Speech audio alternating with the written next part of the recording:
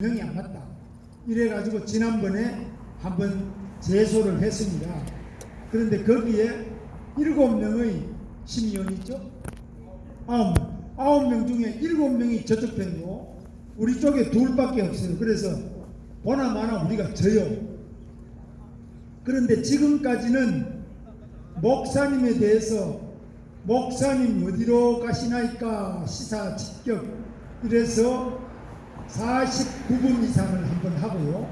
바로 뉴스 끝난 다음에 그 전에 또 정광훈 탐구생활 이래가지고 목사님 탐구생활한다.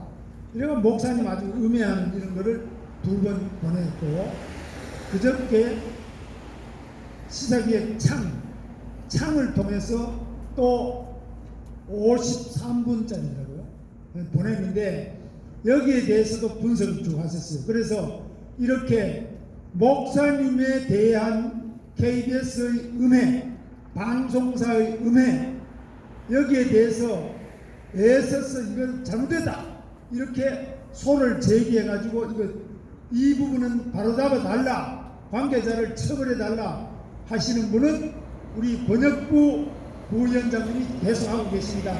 박수 크게 한번 보내주세요.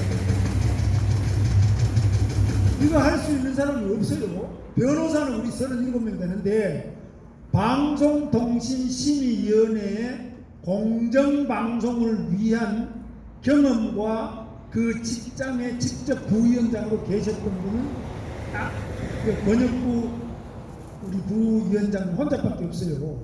굉장히 귀한 분인데 여기 지금 보면 귀한지 안 귀한지 잘 모르는 분이 많아요. 그 다음에 KBS에 31년 계셨어요. 그 다음에 법원 출입을 16년간 하셨어요. 그러니까 법원이나 검찰이나 이런 데를 아주 많이 하세요. 자, 그런데 제가 이제 처음에 나올 때 목사님 정광훈 탐구생활부터 지난번에 목사님 어디로 가시나이까 이거 하고 우리가 소를 제기했어요. 그렇죠? 그렇죠. 나오세요. 그때 소를 제기했는데 우리 권혁부 이사장님 부위원장 말씀이 이거 해도 안 된다는 거예요. 왜? 회의를 하면 9명이 모이는데 7명이 문재인이 똘마니들이고 2명만 우리 편인데 7대2 못 이기잖아요. 못 이긴다는. 그러나 이걸 함으로써 변화가 온다 하면 진짜 변화가 왔어요. 어떻게 왔느냐? 제가 이게 좀 여러분 잘 안 보이죠? 오후 4시 반에 다시 나중에 한 번씩 보여드릴 건데 이번에 나온 KBS 시사기획창 목사님에 대한 이야기요. 이 시사기획창은 내용이 여기에 여러분 모이신 거 우리 이승만 광장에 모여서 300만 200만씩 모였던 그거 예배하는 거 우리 주일날 연합 예배하는 거 이런 것이 어마어마하게 많이 모인 게 화면에 꽉 비춰져요. 그래서 실제로 지금 우리가 유튜브는 여기 화면이 작잖아요. 손바닥 안에 들어가 있으니 작으니까 실감이 안 나는데 KBS에서 정말 큰 텔레비전에 아주 쫙 때리는데 와 진짜 많이 왔구나. 세계에서 제일 많이 왔다는 웅장한 장면이 꽉 차게 화면에 비춰져 있어요. 이걸 아마 상당히 오래 했는데 이렇게 바뀌었고 다만 딱 하나 안 바뀐 게 뭐냐, 문재인 입장에 서서 목사님 비판하는 말하는 인간들, 요 말하는 인간들은 전부 우리 정광훈 목사님을 비판하는데 요것도 이제 다시 심의위원회 우리 권혁부 부위원장이 여기 있는 걸 알아요. 야 이거 또 내지 않겠나, 또 소송 걸 것 같다 이러니까 겁을 내고 조심을 해서 말이 전에보다 영 부드러워졌고 그래서 이렇게 제대로 알고 급소를 찌르고 물고 늘어지고 감시하고 고치기 위해서 소송을 제기하는 우리 권혁부 부위원장님이 이 자리에 계신다는 것 자체가 우리에게는 엄청나게 위안이 됩니다. 그러니까 변호사는 지금 37명 있는데 방송 전담을 해서 목사님을 위해서 일할 사람은 권혁부 이사장 혼자밖에 없어요. 그 다음에 KBS 안에 성창경 공영방송노조위원장이 있어요. 근데 그분은 현재 KBS 기자라, 현재 기자이기 때문에 이렇게 권혁부 부위원장처럼 시간을 다 통째로 내서 이렇게 할 수는 없어요. 그러니까 여러분들이 이 권혁부 부위원장 여기 오셔서 여러분과 함께 하는 것, 여러분의 명예를 보호하는데도 많은 기여를 하고 있다. 박수 한번 보내주세요. 그래서 오늘은 요 부분에 대해서도 제가 설명을 옆에 드렸는데, 왜냐하면 이분이 성격이 좀 고약해가지고 자기 자랑을 못해요. 그래서 제가 지금 옆에서 설명을 조금 거들어 드리는 겁니다. 전혀 자기 자랑을 할 줄 몰라요. 그래서 저래 가지고 어떻게 기자를 했나 싶을 정도로 자기 자랑은 일체 안 하고 뭐 당연히 한 번을 한다든지 이런 식으로 하는데, 그게 아니고 이 양반이 지금 현재 여기 와서 일을 하는 거는 KBS 출신들한테 전부 다 죽일 놈으로 취급해요. 왜 당신은 거기 가서 KBS 반대하는 이야기만 하냐? 그러니까 굉장히 어렵게 여러분과 함께 하고 있습니다. 오늘 권혁부 우리 KBS 이사님, 한국방송통신심의위원회 부위원장님의 정치 보고가 있겠습니다. 화이팅! 안녕하세요. 며칠 동안 집안에 피치 못한 일이 있어서 못 뵀습니다. 그렇지만 지난 토요일 광화문 광장에 모인 범국민투쟁 대회, 그리고 어제 일요일 이승만 광장에서 열린 연합 예배 모습 유튜브로 끝까지 지켜보고 문재인 정권의 종말이 보이는 것을 확인했습니다. 여러분들이 많은 투쟁을 하면서 노심초사하고 걱정하던 일들이 곧 이루어지리라 확신합니다. 지사님께서 너무 과찬의 말씀을 주셨는데요. 저는 여기에 나와 이렇게 여러분 앞에 서 있는 모습을 우리 손자가 한 6명 있는데 그 중에 2명은 봅니다. 그리고 지 엄마한테 얘기를 한다고 그래요. 오늘 지사님이 칭찬하신 것도 아마 전할 거로 생각이 되고 지 엄마 아버지도 볼 거라고 생각을 하는데, 그게 다 제 자랑거리죠. 뭐. 지금 방송 환경 정말 암흑세계입니다. 만약 유튜브라는 것이 없었으면 문재인 정권의 공산화 독재는 무소불위로 이거보다 훨씬 심각하게 진행됐을 것으로 판단이 됩니다. 그 중에 대표적인 역할을 하는 게 이른바 공영방송입니다. 이 공영방송은 어디에도 치우치지 않고 중립적 입장에서 국가의 여론을 공정하게 다루라, 이런 취지에서 세계가 공익택하고 있는 방송 제도인데요. 지금 MBC, KBS, MBC는 아무것도 나라가 돌아가는 일을 보여주지 않고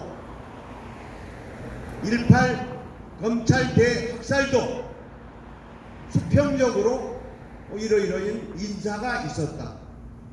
그럼 모르는 시민들, 국민들의 입장에서는 그런 검찰 인사가 있었나 보다 정도 알지 왜 그 인사를 자기가 관련된 수사팀을 해체하는 해부하는 칼질을 했다라는 사실은 아무 말 하지 않기 때문에 우리 온순하고 정직한 국민들은 모르는 분들이 많습니다.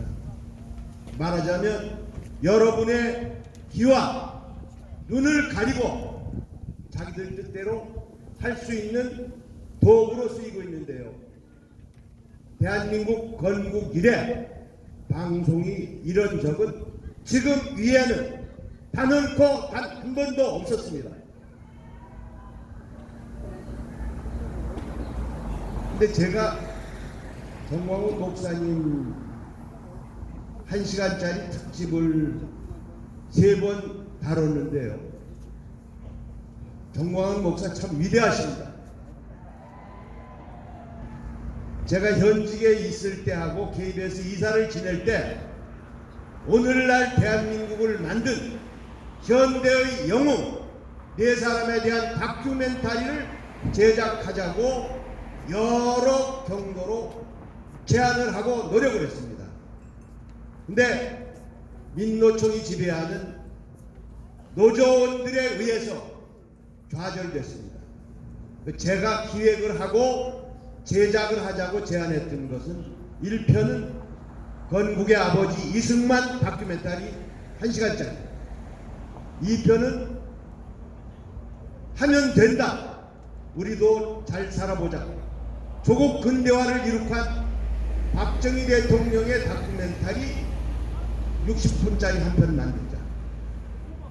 그리고 박 대통령과 이승만 대통령의 건국 이념과 국가 건설을 철저하게 이해하고 떠받든, 그래서 자유시장 경제를 통해 오늘날 세계 굳건한 경제 기반을 만든 위인 2사람, 정주영 현대그룹 회장 다큐멘터리 한 편을 만들자. 그리고 지금 세계 1위를 하고 있는 반도체 업계를 주도한 이병철 회장의 다큐멘터리를 만들자. 저는 그것을 통해서 우리 국가가 정말 위대한 사람을 존중하고 그것을 받들어서 후세 나라가 발전할 수 있는 동력을 전달할 수 있어야 된다, 이렇게 생각했는데, 건국 이후 이 위대한 사람 4분의 다큐멘터리는 단 한 편도 만들어지지 않았습니다. 다만 허위 사실로 매도한 이승만 다큐멘터리, 박정희 다큐멘터리 모두 매도와 비난으로 일관하는, 사실이 아닌 사실로 공격을 하는 그런 다큐멘터리를 만들어서 제가 방송통신심의위원회 재임할 때 불공정하고 객관성도 없고 언론 보도의 기회도 주지 않고, 그래서 심각하게 방송심의규정을 위반했다, 그래서 규제를 했는데, 방송기관이 좌파들이 운영한 방송기관인데 법원에 제소를 해서 대법원에서 이게 규제한 게 옳다, 6명. 아니 그렇지 않다, 이건 문재인 패거리 6명입니다. 그래서 6대6이었는데 제가 보고를 드렸지만, 이럴 때 대법원장은 원래 캐스팅 보트 노릇을 하면 안 됩니다. 근데 자기가 한 편에 섰어요. 그래서 그거 규제한 것은 잘못이다, 프로그램 잘 만든 거다라고 결론을 내리고, 좌파들이 그거를 지금 여러 곳에 뿌려서 자랑을 하고 있습니다.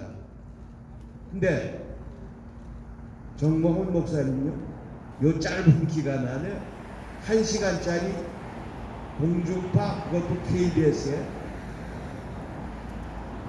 180분을 할애했다.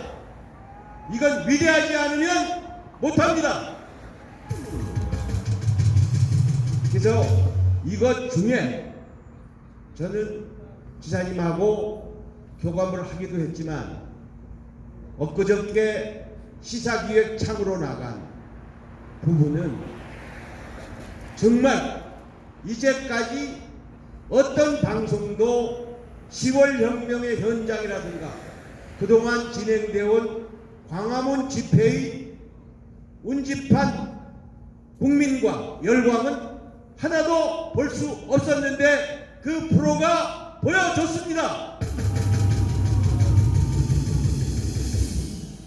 이제 이런 것을 두고 제작자가 생각지 않은 효과가 난다, 이런 걸 가지고 방송의 역기능이라고 학문적으로 얘기를 하는데요. 그 프로는 그런 역기능이 있어서 모르는 분들이 저렇게 많이 광화문에 모인 이유가 뭐지? 그런데다가 유튜브를 조금씩 접한 사람들은 정말 이 정권이 문제가 심각하구나 하는 것을 알게 하는 작용을 하는데 상당히 기여할 것으로 저는 판단합니다. 하지만 지사님께서 언급하신 그런 객관성을 결여하고 인격을 모독한 그런 악마의 편집을 통해서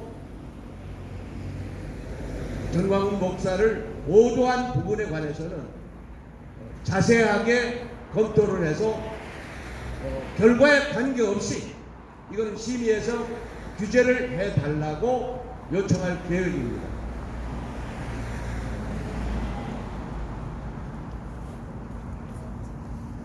여러분들 잘 아시다시피 1월 8일 검찰 대학살을 했죠. 누가 했습니까? 문재인이 추미애를 시켜서 했지만 세상은 다 압니다. 문재인이 검찰을 학살한 사건, 이거와 유사한 일로 닉슨 대통령은 워터게이트 사건을 수사하는 검사를 전보 발령한 이후로 결국 탄핵 위기에 직면해서 스스로 물러난 일이 있습니다. 근데 이 1.8 검찰 대학살, 저는 제가 기자 생활을 한 이전의 사례는 물론이고 그 이후에도 이런 일은 전례가 없는 독재적 독선의 결과라고 말씀드리겠습니다. 이제 오늘 제가 말씀을 드리려고 하는 것은 서울중앙지법의 김동진 부장판사라는 분이 페이스북에 글을 올렸습니다. 글을 올려서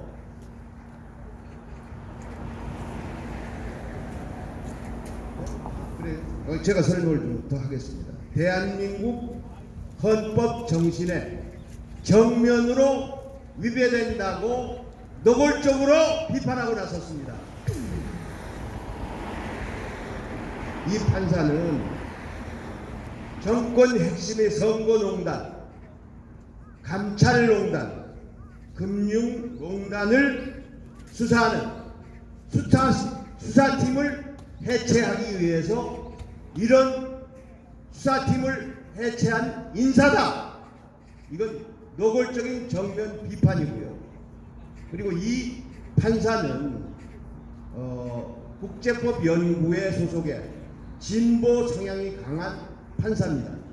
이제 이런 판사까지 직접 이 일에 나서서 비판하고 나선 것을 제가 보기에는 문재인의 말로로 이어질 수 있는 동력이 판사들에게도 생겨날 것으로 기대합니다.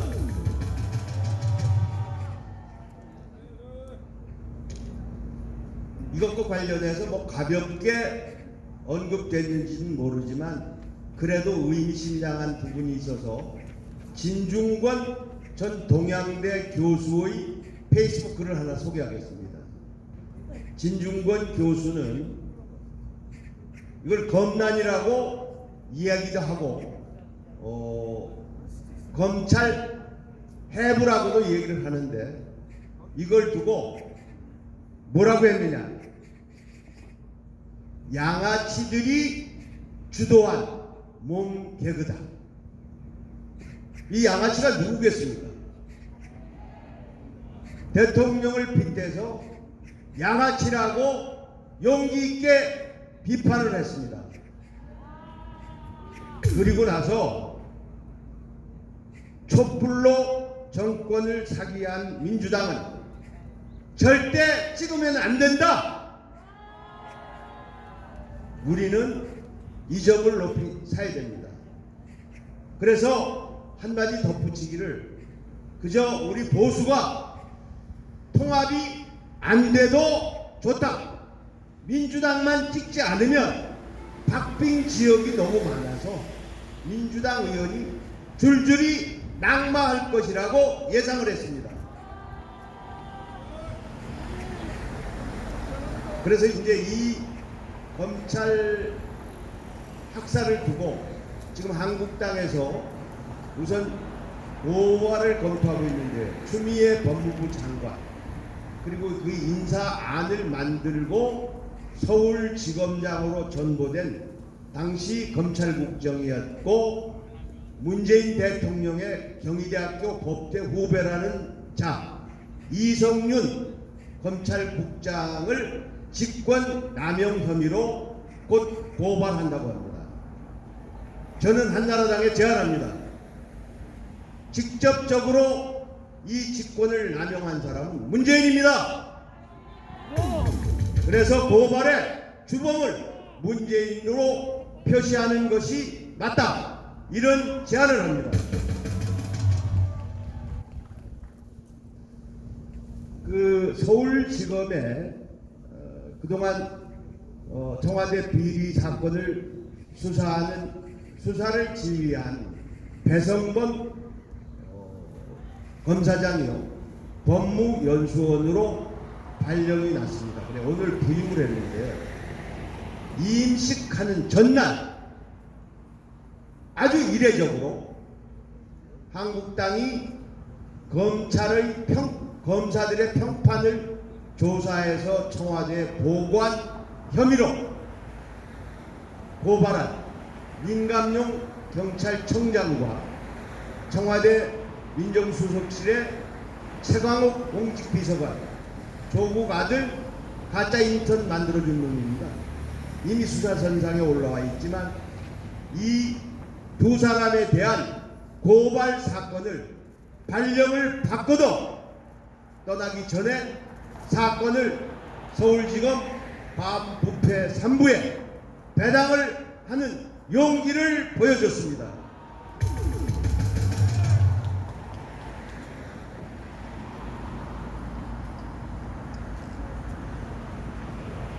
지난 5일날 국가안보실 정의원 실장이 한미일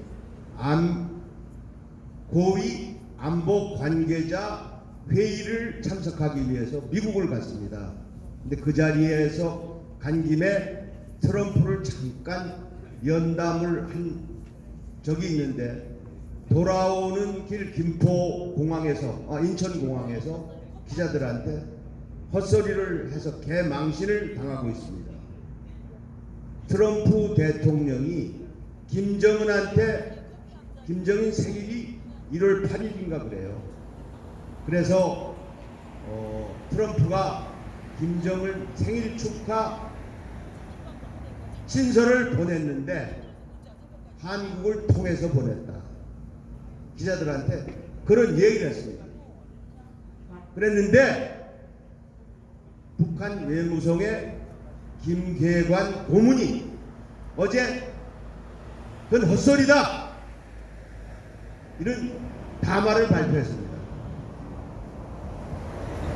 조선이 주제넘게 설레발이를 치고 있다. 우리는 생일 축하 메시지를 직접 받았다. 나만이 조미관계에 죽불나게 끼어드는 것은 멍청한 생각이다라고 문재인을 정면 비판했습니다. 저는 이것을 어떻게 보느냐, 제가 지난 7일 발표한 신년사를 두고 말씀을 드린 적이 있는데, 김정은 답방을 추진하겠다, 개성공단 재개, 금강산 관광 재개, 남북 도로 철도 연결 사업 같은 것을 신년사의 제안에 담아놨습니다. 근데 이것을 정면으로 거부한 답변으로 해석합니다. 망신당한 겁니다. 지금 오늘 제가 몇 시인지는 모르겠는데 혁신통합추진위원회 박형준이라는 사람이 위원장이 돼서 이끄는 한국당과 여러 보수 세력을 통합하는 통합기구로 발족을 했는데 오늘 첫 회의를 연다고 합니다. 근데 여러분들 생각에 보수 대통합 어디로 갈 것 같습니까? 이것과 관련해서 오늘 조선일보의 기사를 좀 살펴봤는데요. 유승민이 제안한 3원칙, 여러분들 다 아시죠? 한국당이 수용한 것처럼 긍정적으로 평가했다. 근데 제가 여기저기 알아봐도 한국당에서 유승민이 제안한 통합 3원칙을 수용했다라는 얘기는 수면으로 나타나는 건 없습니다. 물밑 협상 과정에서 내고를 하고 주고받았는지는 모르겠습니다만은, 제가 오늘 이 말씀을 드리는 것은 유승민 하나 데려오는 것이 여러분들 생각에 우리가 유리하고 표가 더 많이 나올 것인지, 아니면 손해를 볼 것인지, 이런 점을 여러분들한테 좀 여쭤보고 나도 경로가 있으면 의견을 좀 개진해 볼까 해서 말씀을 드립니다. 이익이 됩니까? 유승민이 우리를 여기 차디찬 한겨울에 아스팔트로 내몬 사람 아닙니까? 그 한 사람이 무슨 엄청난 시너지가 있다고 데려올 이유가 있습니까? 저는 이건 개인적인 얘기입니다만은, 집 나간 토끼 한 마리 데려오면 집토끼 많이 뛰쳐나간다. 이거는 통합의 셈법상 맞지 않다. 그런 견해를 갖고 있습니다.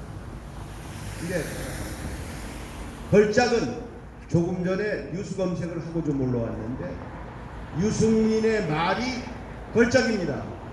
자기가 새로운 보수당을 창당한 것은 한국당에 팔아먹으려고 만든 것은 아니다. 이자가 교만하기 그지없죠. 그러니까 반성도 못하는 겁니다. 여러분들 생각은 유승민 제끼고 나머지 사람들 각계격파에서 들어와서 통합하면 좋고, 그렇지 않다면 한국당을 중심으로 한 보수 세력이 가열차게 나간다면 더 유리할 수도 있다는 생각을 하시는 겁니까? 네, 감사합니다. 정세보고를 마치겠습니다.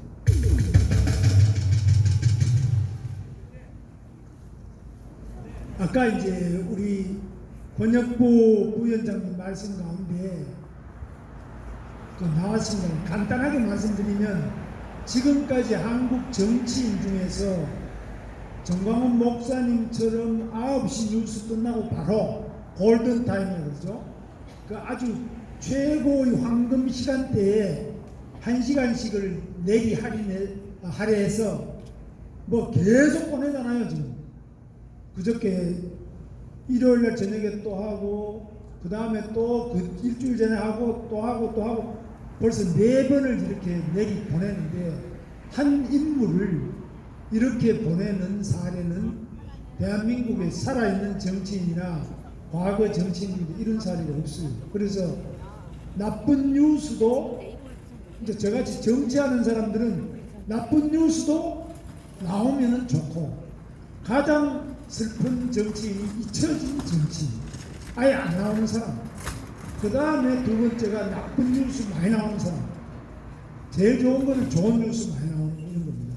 근데 우리 목사님은 지금 제일 처음에 아주 나쁜 뉴스 나오다가 점점 여러분하고 이 국민혁명, 그리고 우리 이 청와대 교회, 또 연합예배, 광화문 이승만 강경 연합예배, 모든 것이 속속들이 그냥 있는 거 없는 거 다 늘어놓고 계속적으로 엄청난 KBS 국민의 방송이라고 시청료 받아다가 목사님을 흠담을 하려고 하는데, 하면 할수록 목사님이 이제 너무 많이 알려져서 전 세계에 다 알려져 가지고 세계 여러 곳에서 정광훈 목사를 도우자, 우리 이승만 광장에 모이시는 국민들을 도우자, 청와대 앞에 청와대 교회를 도우자. 그래서 전부 다 전 세계에서 이 목사님을 나쁘게 한다는 게 오히려 점점 더 많이 알려져서, 미국에서 제일 많이 하는데 트럼프 대통령도 그렇고 여기 해리스 대사한테도 우리가 이제 알아봤어요. 목사님 영장이 나와서 할 때 우리 탈북자 중에 한 분이 해리스 대사 관저에 그 부부 동반으로 초대를 받아서 갔는데, 목사님 이야기를 하니까 그 탈북자 부부가 하니까 잘 알고 있다고, 자기들이 매우 관심이 많다고. 그래서 미국 정부나 이 대사나 전 세계적으로 모두 정광훈 목사님과 여러분에 대해서 엄청난 관심을 가지고 있습니다. 대한민국에 문재인이 하고 김정은이가 나쁜 짓 하면 할수록 여러분은 이 깜깜한 밤이 어두워질수록 별이 빛나듯이, 또 달이 빛나듯이, 그리고 깜깜한 그 일식에 해가 확 나타나듯이 여러분이 별과 달과 해처럼 더욱 빛나고 있습니다. 오늘 김경환 우리 마포 부구청장님 말씀을 드리겠습니다. 예, 안녕하세요. 예, 문재인 정권 무너지고 있습니다. 자, 무너지는 거 들리시죠? 그냥 우당탕탕 무너지고 있습니다. 우리 저희 토요일 집회에 몇 명 모였습니까? 어마어마하게 모였죠. 뭐 주최 측에서 30만 모였다고 그러는데, 옛날에 촛불 집회 했을 때 이 정도 모였으면 그냥 300만 모였다고 합니다. 자, 사실은 이제 10월 3일 또 10월 9일 조국이 여러 가지 비리, 또 자녀 부정입학 문제 때 이런 일들이 저질러졌는데도 불구하고 이 문재인 씨가 계속 감싸고 보니까 엄청나게 국민들이 분노해서 현장에 많이 나왔었죠. 근데 요즘은 이제 날씨도 춥고 하니까 조금 이제 기세가, 또 조국도 이제 물러나고, 물론 감옥 가는 문제는 남아있지만 기소도 되고 하니까 조금 기세가 수그러드는 것 같은데, 요새 추미애가 다시 막 불을 질러주는 것 같아요. 그렇죠? 연료를 막 끼얹고 있습니다. 자, 이 사람들 보세요. 1월 8일 날 검사장급 인사를 하면서 윤석열 검찰총장의 손발을 다 잘랐죠. 검찰에서 기죽지 않고 제가 그 균형발전 비서관실에 압수수색 들어갔다고 지난번에 보고를 드렸는데, 이 사람들 압수수색 받았습니까? 거부했죠. 앞으로도 그런 영장 들고 오면 거부하겠다. 아니, 세상에 이런 법이 있습니까? 정당하게 법원에서 발부한 영장인데 이 수색영장을 발부를 받았는데 그거를 압수수색을 거부하겠다. 이 얘기는 노골적으로 법을 무시하겠다. 대통령이 청와대가 법을 무시해도 되는 겁니까? 이 삼권 분립도 무시하고 이 법 취지도 무시하고 이거는 바로 헌법에 명시된 민주적 기본 질서를 정면으로 개무시하는 막가파식 행동 아닙니까? 헌법에 탄핵 사유가 뭐라고 규정돼 있어요? 내란죄, 외환죄, 민주적 기본 질서 위반입니다. 지금 문재인 씨 민주적 기본 질서 위반하고 있죠? 그런데도 이 사람들 막가파식 행태를 계속 보입니다. 이번에 또 후속 인사를 통해서 중앙지검 1차장, 2차장, 3차장 다 갈아버리겠답니다. 자, 1차장은요 문재인 씨와 직접 관련이 된 걸로 의심이 되는 우리들 병원 특혜 대출 사건을 수사를 총괄하고 있는 사람이 1차장이에요. 2차장은 청와대 정보 개입 사건을 지휘하고 있는 사람이에요. 3차장은 조국 비리 사건을 수사하고 있는 차장이에요. 자, 본인과 직접 관련이 돼 있는 범죄 사실을 수사하고 있는 것을 그 담당 차장들을 다 갈아버리겠다.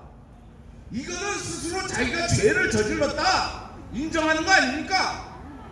아니, 검사가 범죄자를 잡아야지 범죄자가 검사를 잡아서 되겠습니까? 이게 민주주의입니까? 이건 독재입니다, 독재. 그런데 기죽을 거 없습니다. 문재인 정권 무너지고 있죠. 아까 우리 권혁주 이사님 보고 드렸듯이 진중권이가 나서서 현 정권을 신랄하게 까고 있어요. 우파 농객 중에서도 좀 이렇게 신랄하게 까는 사람이 나왔으면 좋겠어요. 진중권이 어떤 사람입니까? 공산주의자입니다. 자기 입으로도 스스로 꿈은 영원한 꿈이다 이런 말을 했어요.